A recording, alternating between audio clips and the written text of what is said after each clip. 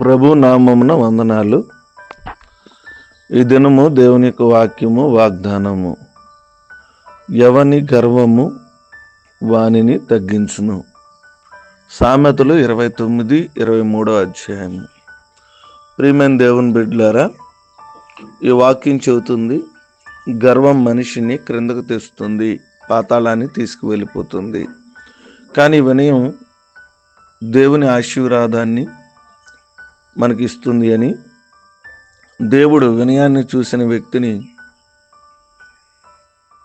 హెచ్చిస్తాడని, గౌరవిస్తాడని దేవుని యొక్క వాక్యం సెలవిస్తుంది.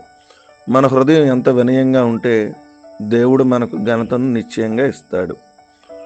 నీవు వినయంగా నడిచిన ప్రతి చోట నేను నిన్ను హెచ్చిస్తాను, నీకు ఘనతను అనుగ్రహిస్తాను అని ప్రభు చెబుతున్నాడు.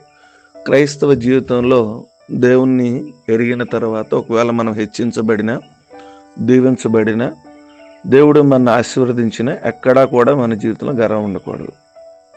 ఎప్పుడైతే గర్వం ఉంటుందో అది మనల్ని నాశనానికి, తగ్గింపుకి, బలహీనతలోకి తీసుకువెళుతుంది. కాబట్టి దేవుని దగ్గర వినయం కలిగి ఉంటే దేవుడు మనల్ని హెచ్చిస్తాడు. కాబట్టి మనల్ని మనం తగ్గించుకుని గర్విస్తులు కాకుండా దేవుని చేత హెచ్చించబడే వినయాన్ని కలిగి మనం జీవిద్దాం.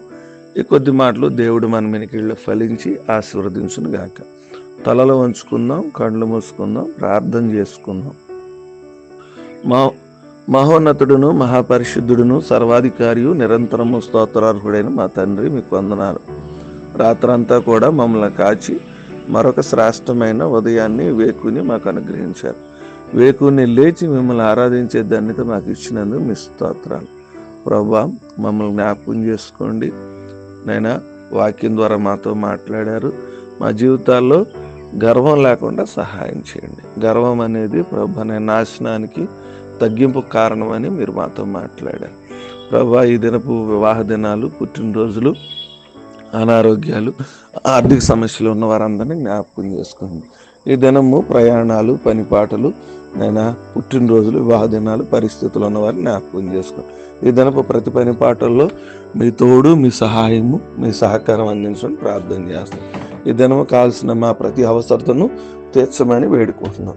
మీరే కృప చూపించి మమ్మల్ని నడిపించి ఈ దినమంతా కూడా మీరు సహాయం చేసి ఈ దినదీవులతో నింపుతారని నమ్ముతూ ఈ ప్రార్థన చేస్తున్నాము, నడుచున్నాం తండ్రి. ఆమెన్.